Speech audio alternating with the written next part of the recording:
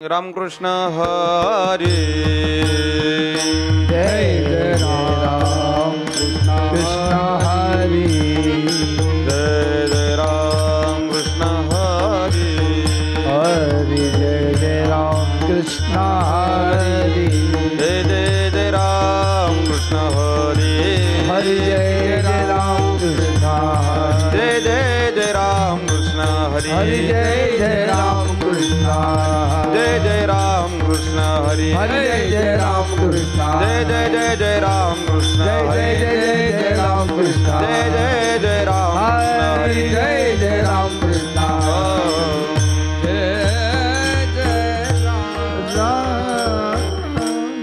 रूप पाहतालो जनी सुखा झाले हो साजनी सुख झाले हो साजनी सुख झाले हो साजनी रूप पाहता लोचनी सुख झाले हो साजनी सुख झाले हो साजनी सुख झाले हो साजनी रूप पाहता लोचनी सुख झाले हो साजनी तुहा विठ्ठल बरवा तुहा माधव बरवा तुहा माधव बरवा तुहा माधव बरवा रूप पाहता लोचनी सुख झाले हो साजनी तुहा विठ्ठल बरवा तुहा माधव बरवा तुहा माधव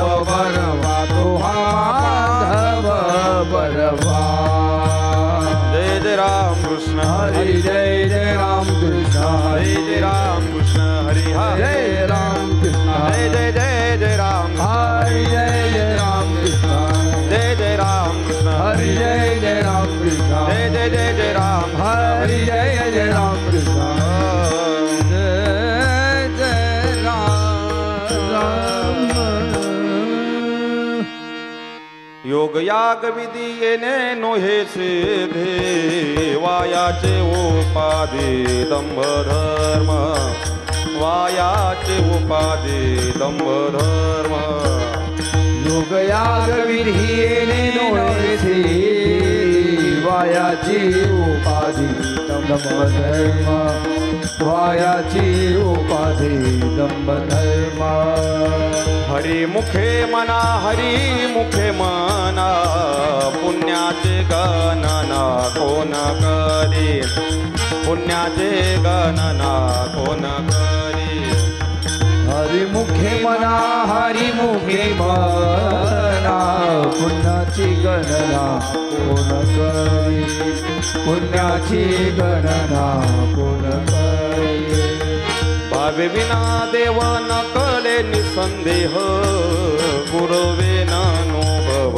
कैसा कळे गुरवे नानुभव कैसा कळे भावे विना देव न कळे निसंग देह गुरु विना अनुभव कैसा कळे गुरु विना अनुभव कैसा कळे हरी मुखे मना हरी मुखे मना पुण्याचे गणना कोण करी पुण्याचे गणना कोण करी हरी मुखे मना हरी मुखे मना पुण्याची गणना कोण कळे पुण्याची गणना कोण कळे तपे विना दैवत दिल्या विना प्राप्त पूजे विना हित कोण सांगे पूजे विना हित कोण सांगे तपे विन दैवत दिदल्या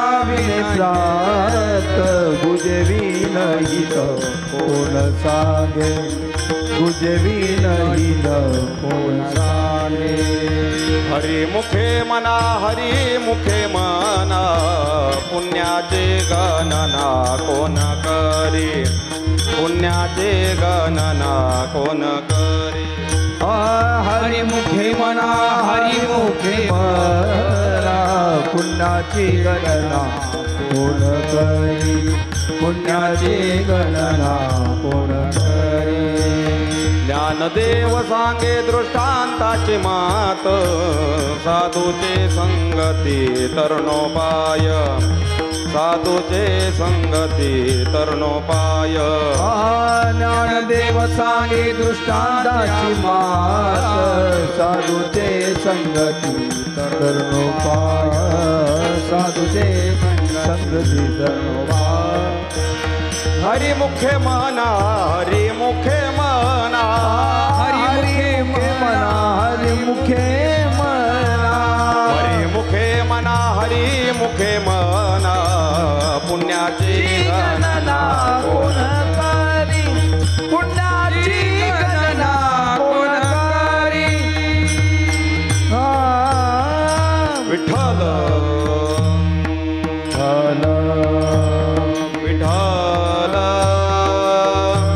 विठ्ठल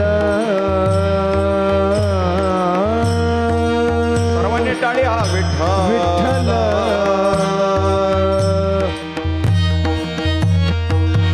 विठ्ठल विठ्ठल विठ्ठल विठ्ठल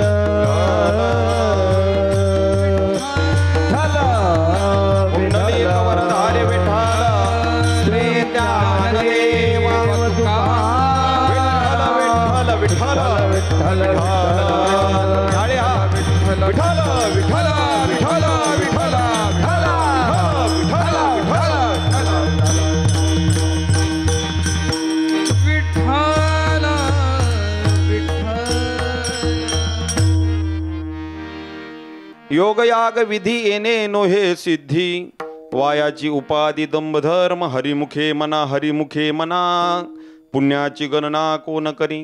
प्रस्तुत प्राप्त प्रसंगी संप्राप्त कीर्तनरूपी सेवेकरता घेतलेला अभंग अखिल विश्वाच्या हृदय पटलावरती व्याप्त असणारे ज्यांच्याकडे आम्ही ज्ञानियांचे राजे योग्यांचे शिरोमणी आमच्या साधकांचा मायबाप असणारे संत श्रेष्ठ ज्ञानोबराय ज्ञानोबरायांचा सर्वांच्या परिचयात असणारा हरिपाठ प्रकरणातील असणारा आजचा अभंग. प्रस्तुत अभंगातून ज्ञानोबराय भगवंत प्राप्ती करता इतर असणाऱ्या साधनांचा निषेध करतात. किती भक्ती भावभक्तीपूर्वक आमची भक्ती असली पाहिजे त्याचं लक्षण सांगतात. गुरुवर आमची किती श्रद्धा असली पाहिजे तेही आमच्या समोर उभा करतात. आणि आमच्या आयुष्याचा उद्धार करायचा असेल तर संत संगती किती महत्वाची हे ज्ञानोबराय प्रस्तुत अभंगातून पटवून देतात. विठ्ठल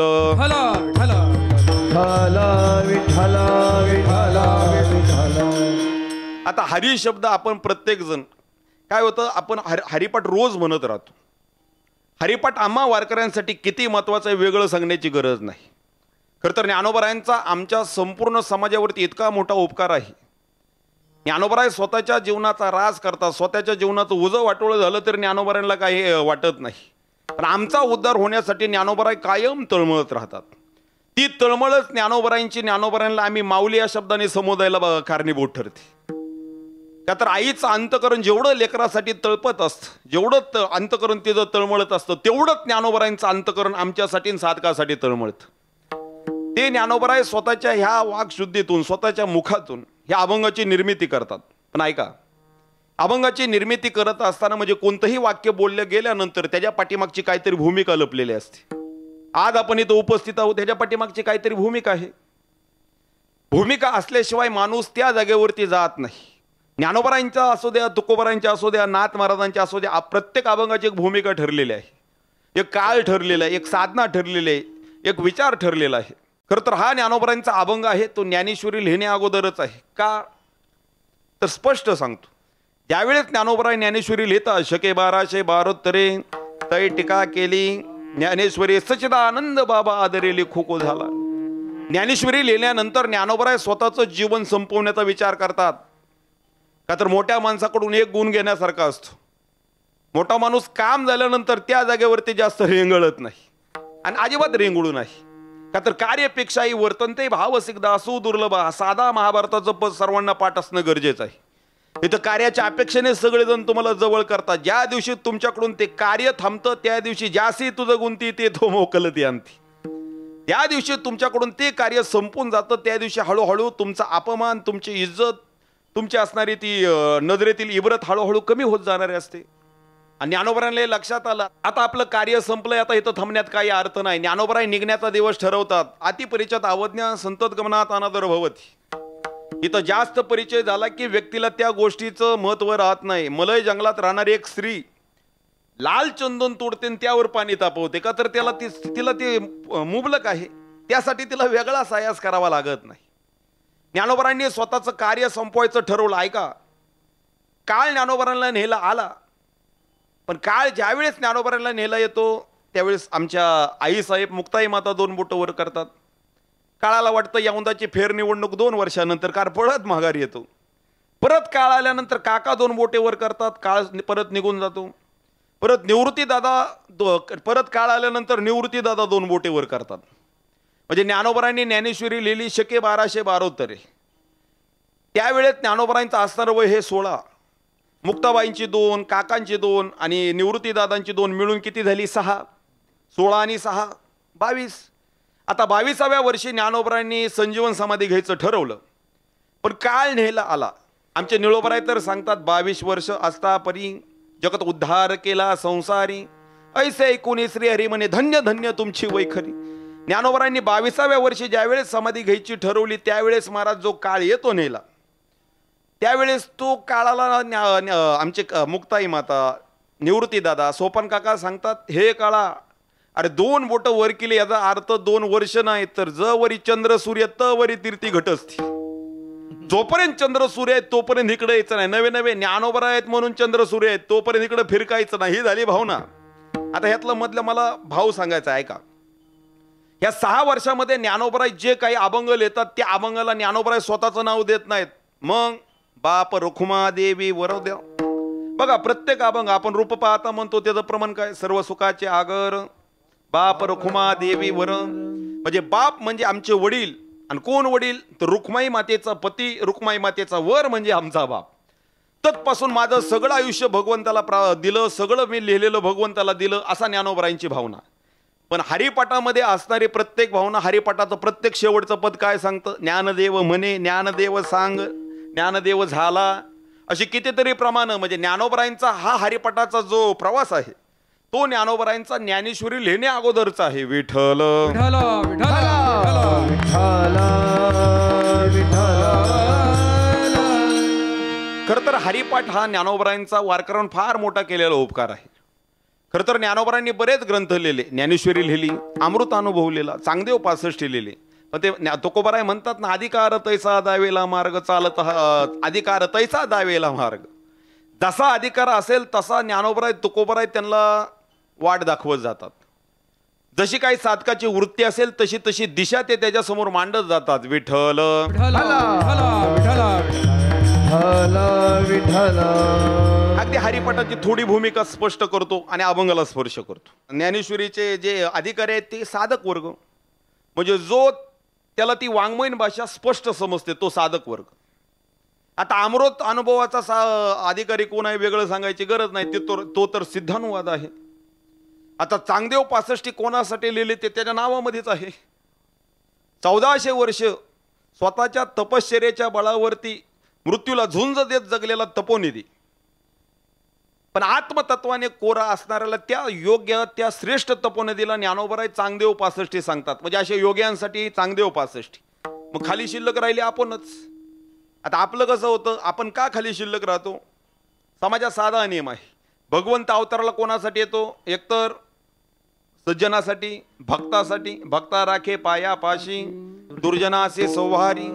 एकतर देव अवताराला येतो भक्तासाठी किंवा दुर्जनासाठी.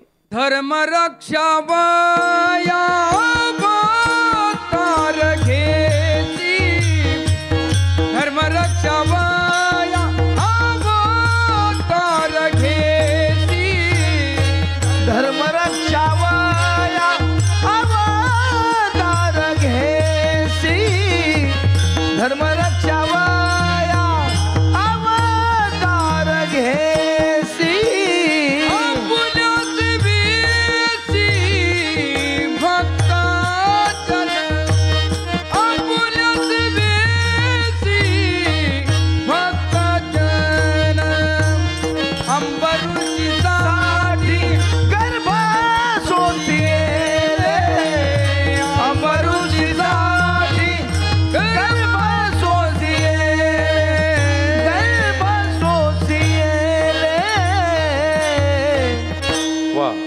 धर्मरक्षा वया अवतार घेसी. ऐका, भगवंताच्या अवताराची प्रत्येकाला कारण ज्ञात आहेत, मी विस्तार करत नाही.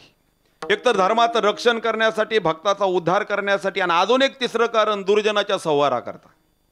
आता इथं उपस्थित असणाऱ्या कोणाला वाटतं की ह्या सभा मंडपात, ह्या गावात, आपल्या गावात नवे नवे, आपल्या राज्यात माझ्यासारखा सज्जन माणूस कोण नाही, त्यांनी एक बोट वरती करा. अहो, हिंमत नाही आपली मला स्वतःला सज्जन म्हणून घेण्याची, पण नाही आपण सज्जन. मग कोणाला असं वाटतं की माझ्यासारखा पापी माणूस इथं कोण नाही, त्यांनी एक बोट वरती करा. अहो, आपल्या स्वतःला पापी म्हणून घेण्याची धमक नाही ना सज्जन म्हणून घेण्याची धमक आहे. का तर मन जाणे पापा माता जाणे बापा, एक शेबक प्रमाण आहे. माणसाने काय पाप केलंय ते त्याच्या मनाला तो साक्षीदार चांगला असतो. मग या मधल्यांचा उद्धार करण्यासाठी हरिपटाची भूमिका ज्ञानोबराय त्यासाठी मांडतात. विठ्ठल म्हणजे ज्ञानेश्वरीचा अधिकारी वेगळा, अमृतोन्मोहाचा अधिकारी वेगळा, पण हरिपाठाचा अधिकारी मुक्त, मुमुक्षु आणि बद्ध असे तिन्ही वर्णातील महाराज लोक हे हरिपाठाचे अधिकारी आहेत. हरिपाठ फार आम्हाला प्रिय आहे, आम्ही कायम हरिपाठ म्हणत आलेलो आहे. अहो, वारकऱ्यांमध्ये श्री विठ्ठल नाव जेवढं महत्वाचं आहे तेवढंच हरिहरी महत्वाचं आहे. हरिपाठ आमच्या इतका अंतस्थ झालेला आहे, आम्ही बसता उठता हरिमुखे म्हणा कोणाला जरी म्हणलं तर ते पुढचं प्रमाण म्हणेल, पुण्याची गणना कोण करी. पण निश्चित काय असतं, काही शब्द आमच्या समोर व्यक्त होतात, पण त्या शब्दांचा अर्थ समजून घेणं फार गरजेचं असतं. शब्दाचं वजन शब्दाच्या अर्थामध्ये लपलेलं असतं. नुसता शब्द बोलून चालत नाही, त्या पाठीमागचा अर्थ जर लक्षात आला तर त्या शब्दाचं वजन, उंची कायम वाढत असते. त्याच्या ज्ञानोबरायांच्या शब्दांचा अर्थ म्हणत नाही, पण थोडा अंदाज लावण्याचा आपण आवर्जून प्रयत्न करू. विठ्ठल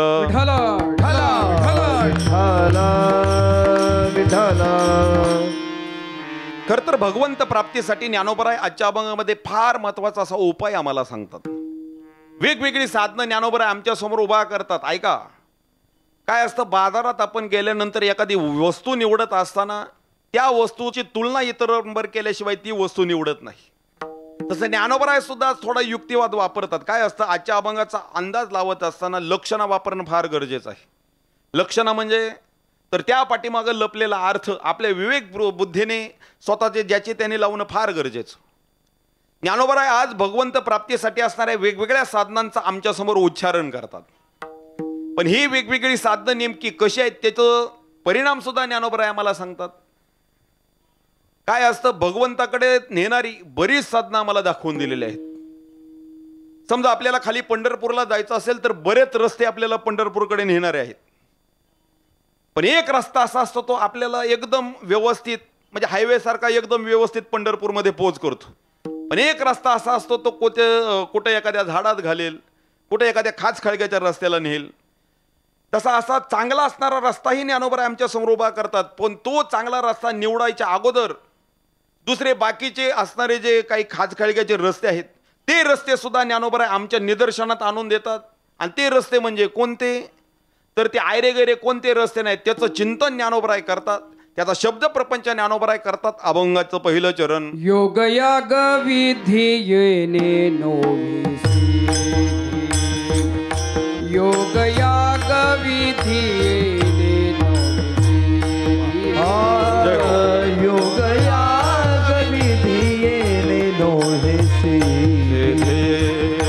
योगयाग विधियेने नोविसी, वायाची उपाधी दंभ धर्म, हरिमुखे म्हणा हरिमुखे म्हणा, हरिमुखे म्हणा हरिमुखे म्हणा, वायाची उपाधी दंभ धर्म,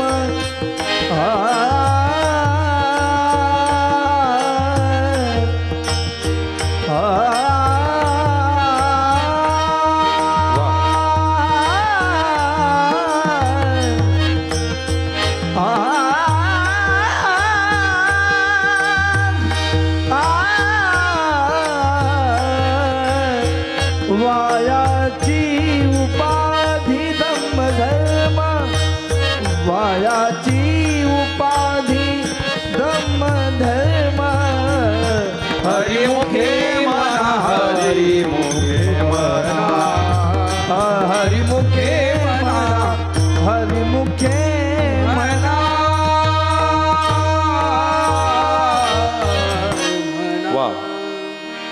योगयाग विधी येणे नोही सिद्धी वायाची उपाधी दंभ धर्म. ऐका, प्रस्तुत अभंगातून ज्ञानोबराय भगवंताकडे जाणारे रस्ते आमच्या समोर उभे करतात. म्हणजे भगवंताला प्राप्त करणं म्हणजे भगवंत हा झाला साध्य. आणि बाकीची जी कारण आहेत, मग भक्तियोग असेल, ज्ञानयोग असेल, कर्मयोग असेल, जे काही साधन, ही झाली साधनं. ह्या साधनांचं विश्लेषण खरं तर ज्ञानोबराय आज आमच्या समोर करतात. हरिपाठ हा सर्वश्रुत आहे. खरं तर हरिपाठ वाचत असताना आपण आवर्जून हरिपाठातील 27 अभंग आवर्जून म्हणतो. पण त्या हरिपाठाची एक लक्षणा करताना एक साधा भाव येतो. ऐका, तर 27 अभंग म्हणजे 27 फुलं, आणि त्या 27 फुलांना जोडून त्यांची माळ करणारा जो धागा आहे म्हणजे ते हरिमुखे म्हणा पुण्याची गणना कोणा करी.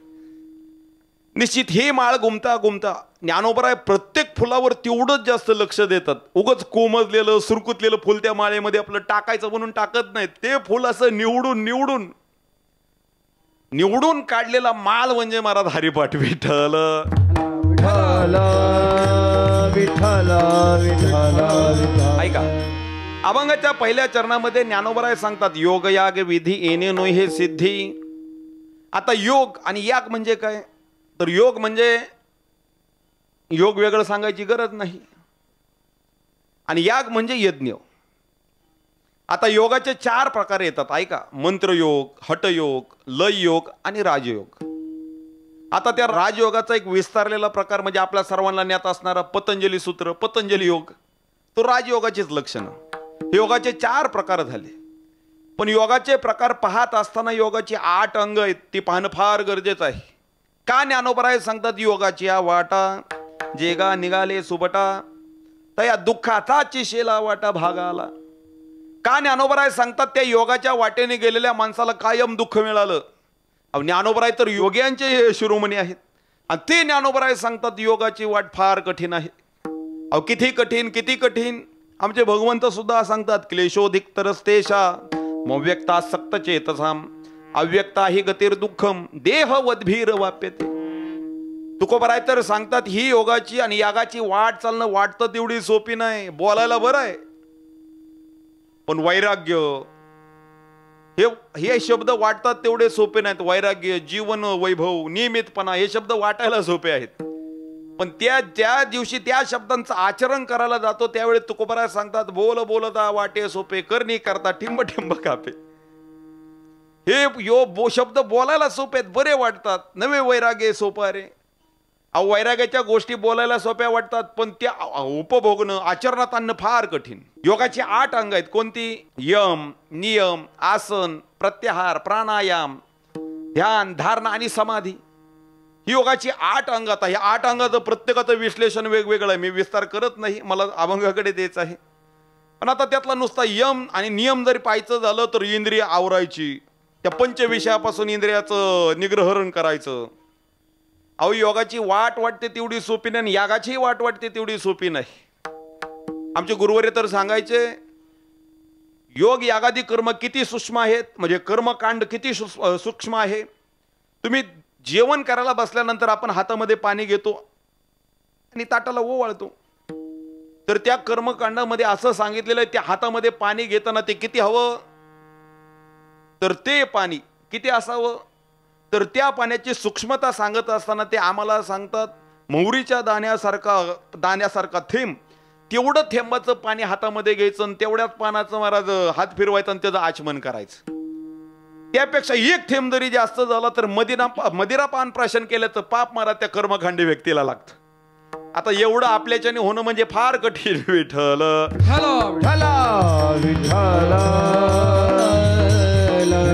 म्हणजे किती उडीदाचा दाना किंवा मोहरीचा दाना इतकं पाणी, त्याच्यापेक्षा जास्त पाणी घेतलं तर मदिरापान केलेलं प्राशन लागतं. योगाची वाट फार कठीण. ह्या योगाचं विश्लेषण करत असताना काय असतं, प्रत्येक काळामध्ये भगवंत प्राप्तीचं एक वेगवेगळं साधन ठरलेलं आहे. त्या साधनाने त्या काळात भगवंताला प्राप्त केलं गेलं. पण कलियुगामध्ये योगाची वाट चालणं आणि यागाची वाट चालणं वाटतं तेवढं सोपं नाही. पण ह्या गोष्टी अशा आहेत, ह्या गोष्टी प्राप्त झाल्यानंतर माणूस त्या जागेवर स्थिर राहत नाही, तर त्याला वाटायला लागतं माझ्यासारखा या जगात कोणच नाही.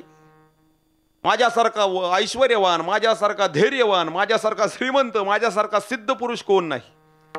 ही मान दंबाची अपेक्षा आपोआप पाठीमागे ते योगाच्या आणि यागाच्या चिटकून आलेली असते. ती त्याला कधीच मोकळी सोडत नाही. विठ्ठल विठ्ठल विठ्ठल विठ्ठल विठ्ठल विठ्ठल. काय असतं, भगवंत प्राप्ती करता वेगवेगळ्या काळात वेगवेगळी साधनं सांगितली. श्रीमद भागवतात एक श्लोक येतो, कृतयध्यायते विष्णू त्रेतायाम यजतो मकः द्वापारे परिचर्यानाम कलौ तत् हरिकीर्तना.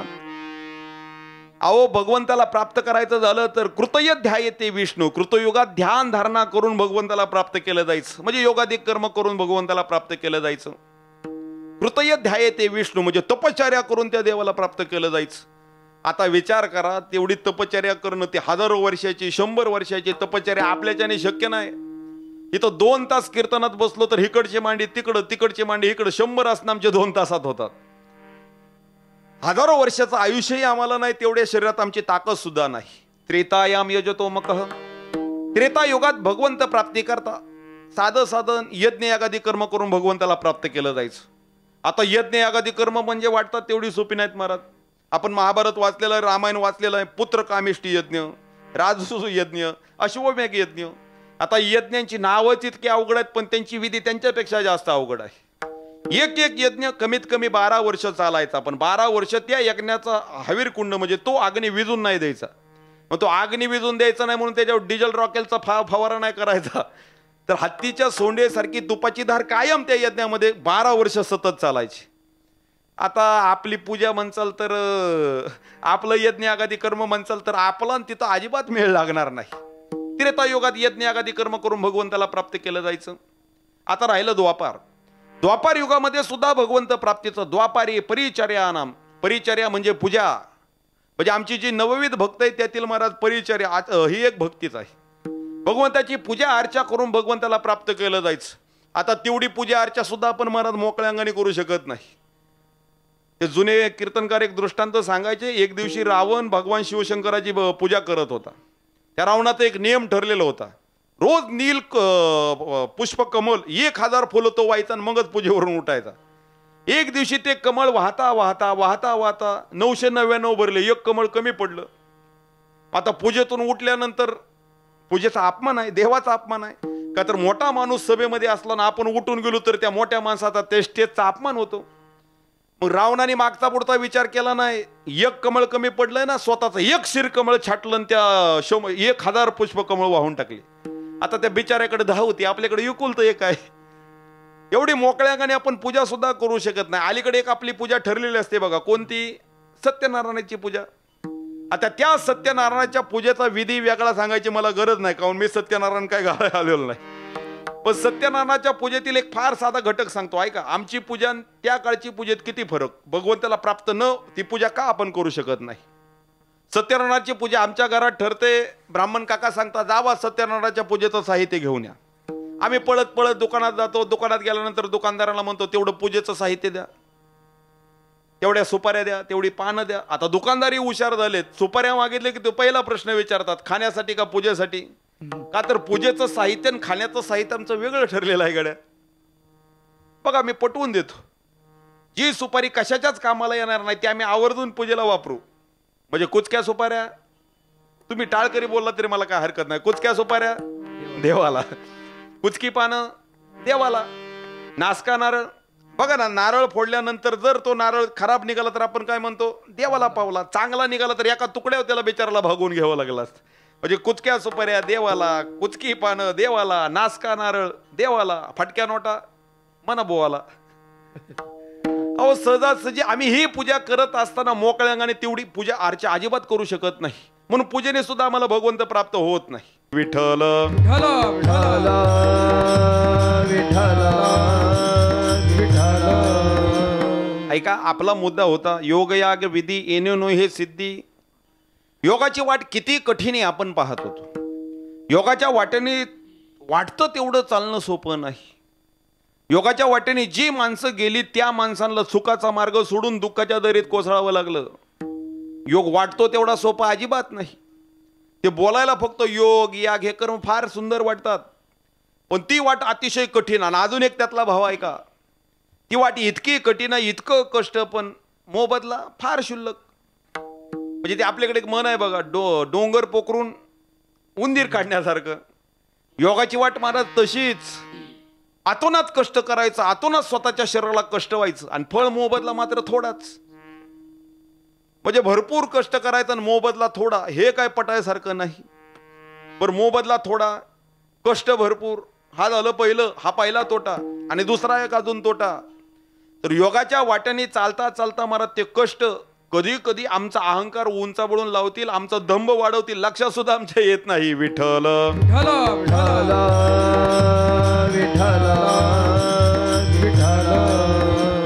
का ज्ञानोबरा इथं योगाची वाट वायाची उपाधी असे म्हणतात? ऐका, वायाची उपाधी शब्द फार महत्वाचा आहे. म्हणजे पाठीमागं योग यागादी कर्म केली ते काय वाया गेली असा अर्थ अजिबात घ्यायचा नाही, पण त्याची लक्षणं करणं गरजेचं आहे. लक्षणं मांडत असताना फार सुंदर लक्षणं मांडायची. ऐका, तर योगाची वाट फार कठीण. जुन्या काळी हजारो वर्ष आयुष्य होतं, त्यावेळेस योग त्यांनी केला निश्चित. पण आता तुमची वयोमर्यादा कमी, तुमचा अधिकार कमी, आपलं शरीर तेवढ्या ताकदीचं नाही की आपण त्या शरीराला एवढं कष्ट होऊ. अहो, तेवढं शरीर कष्ट व्हायला गेलो तर हे शरीर आपल्याला कधी सोडून जाईल लक्षात सुद्धा येणार नाही. हा झाला योगाचा पहिला तोटा. कोणतं? कष्ट जास्त, मोबदला थोडा. आता दुसरा तोटा ज्ञानोबा तिथंच सांगतात, वायाची उपाधी दंभ धर्म. दंभ शब्दाचा अर्थ होतो अहंकार. हा अहंकार निश्चित योगाच्या वाटेने चालता चालता कसा येतो? एक साधा दृष्टांत सांगतो. एका माणसाने 20 वर्ष साधना केली. कोणती? पाण्यावर चालायची, पाण्यावर तरंगायची. 20 वर्ष साधना केली, त्या साधनेचं फळ त्याला अतिशय कष्टदायक साधना केली. फळ काय प्राप्त झालं? तर पाण्यामध्ये तो बुडायचाच बंद झाला. पाण्यावरती असा आदांतरी तो चालायला शिकला. त्याला अभिमान झाला, गडे 20 वर्ष मी तपश्चर्या केली, 20 वर्ष मी साधना केली, आता मी पाण्यावर चालायला लागलो. आणि काय होतं माणसाचं? माणसाला थोडं जरी मिळालं तर मिळालेलं त्याला सुख असतं, पण ते सुख डबल कधी होतं? मिळालेलं मी दुसऱ्याला ज्या दिवशी ज्या वेळेत दाखवलं त्या वेळेत त्याला ते सुख डबल होतं. म्हणजे बघा, त्या संसारात शिकत असणारा एक साधा नियम आहे.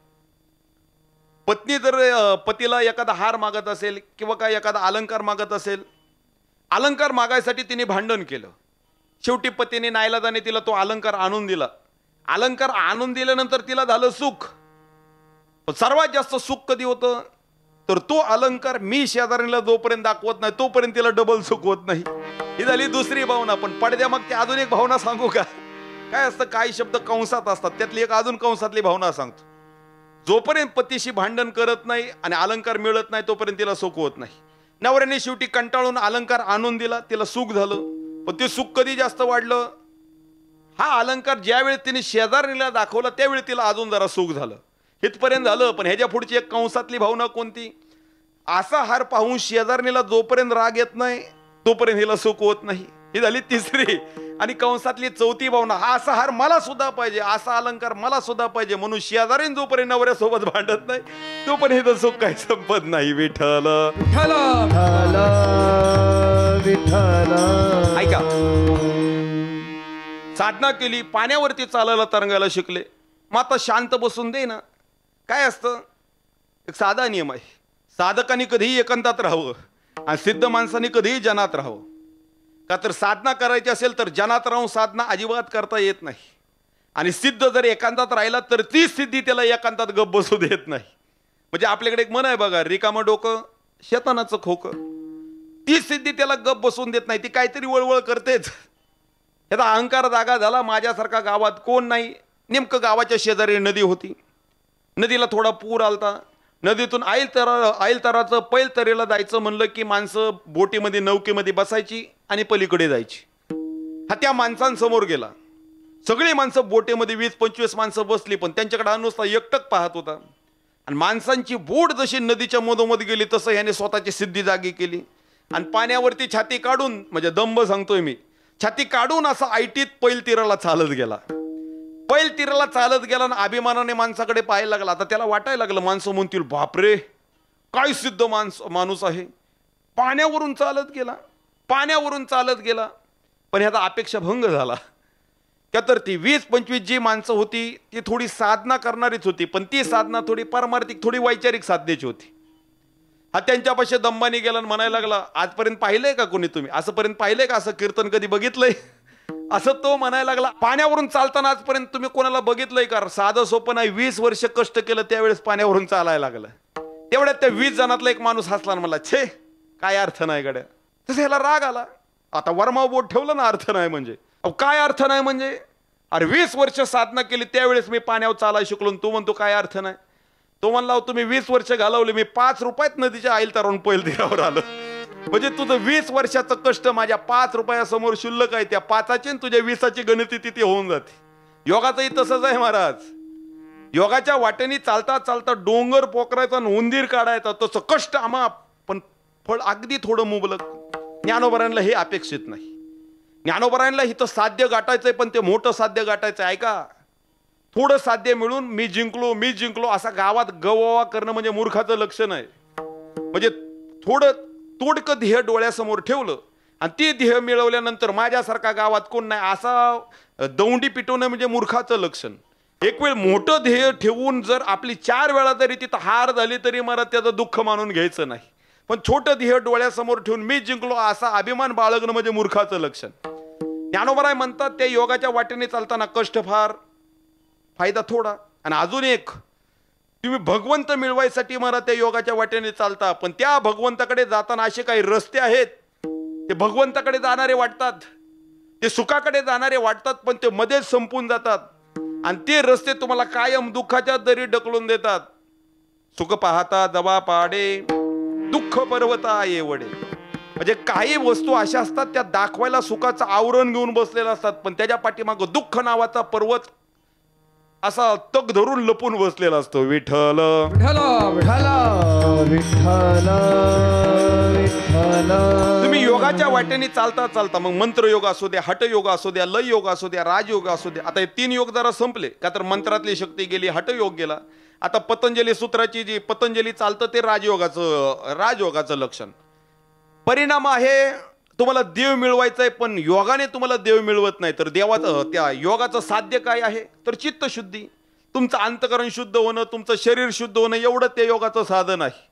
पण ज्ञानोबरांना हिथं थांबायचं नाही. म्हणून ज्ञानोबराय सांगतात, योग याग विधी येणेनो हे सिद्धी, वायाची उपाधी दंभधर्म. ऐका, तुम्ही ह्या नदीच्या प्रवाहात उडी मारलेल्या आणि तुम्हाला पैल तीराला पोचायचंय. तुटक्या नौके बसून तुम्ही पैल तीराला पोचणार नाही. फुटक्या नौकेमध्ये जर बसला तर दगडाची नाव आधीच ते जड, ते काही दगड तारो जाणं. दगडाच्या नावेमध्ये बसून तुम्ही सांगायला लागला मी समुद्र तरून चाललो, तर हे बोलणं मूर्खपणाचं आहे. तसं योगाच्या वाटेने चालताना तुम्ही म्हणायला लागला जगाला योग्यांच्या ध्याता ना तुडस. त्यांना जो कोणाला प्राप्त झाला नाही तो आम्ही योगाने मिळू असं जर म्हणायला गेला तर ते मूर्खाचं लक्षण आहे. ठेकणाच्या बाजे सुखाची झोप, ही संकल्पनाच मूर्खत्वाची आहे. नाथ महाराज सांगतात, एखादा माणूस ढेकून नावाचा प्राणी, ते ढेकणाने जोडलेल्या बाजेवरती निवांत माझी गाढ झोप लागली असं जर तो म्हणायला लागला तर तो मूर्ख समजावा. जर तुम्हाला देव मिळवायचा असेल तर तो योगाच्या वाटेने मिळणार नाही. जर तो देव मिळवायचा असेल तर त्यासाठी एकच साधन करावं लागेल, आणि ते कोणतं साधन, तर ते अतिशय सोपं सुलभ साधन. ज्ञानोबराय नुसते आचाभंग सांगत नाही, तर संपूर्ण हरिपटाच्या ध्रुपदामध्ये ते ज्ञानोबराय साधन सांगतात.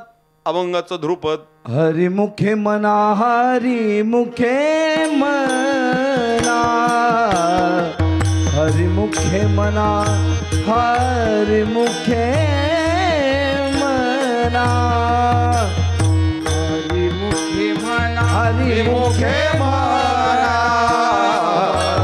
हरिमुखे म्हणा हरिमुखे मना. पुण्याची गणना कोण करी, पुण्याची गणना कोण करी. हरी मुखे मना हरी मुखे मना, हरी मुखे म्हणा हरी मुखे म्हणा. पुण्या गणना कोण करी,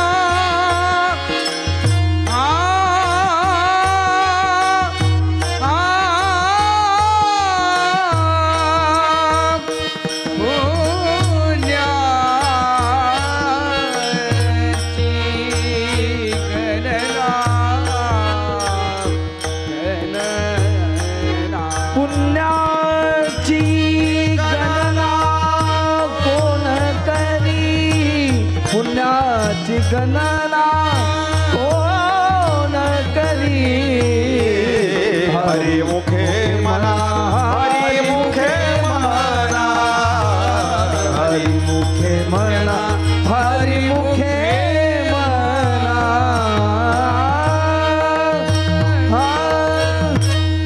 हरिमुखे म्हणा हरिमुखे म्हणा पुण्याची गणना कोण करी. ऐका, ज्ञानोबराय सांगतात, तुम्हाला जर भगवंत प्राप्त करायचा असेल तर त्या भगवंत प्राप्तीचं सोपं आणि सुलभ साधन ज्ञानोबराय आम्हाला हरिपाठाच्या प्रत्येक अभंगाच्या द्रुपदामध्ये सांगतात. हरिमुखे म्हणा पुण्याची गणना कोण करी. विठ्ठल विठ्ठल विठ्ठल विठ्ठल विठ्ठल